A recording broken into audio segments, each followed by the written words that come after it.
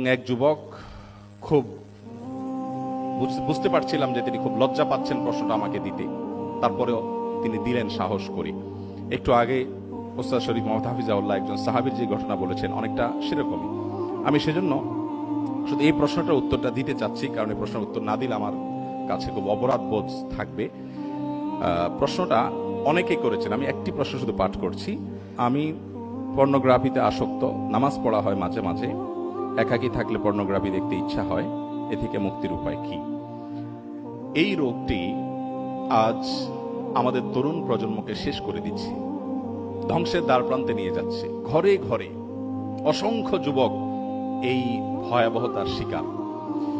এখান থেকে উত্তরণের পথ কি? সর্বপ্রথম কথা হলো, অর্ধেক উত্তরণের পথ তো এখানেই যে আপনি নিজে সমস্যাটা ধরতে পেরেছেন, অনুভব করতে পেরেছেন যে আপনি ভুল পথে আছেন। যে তরুণরা এই অনুভব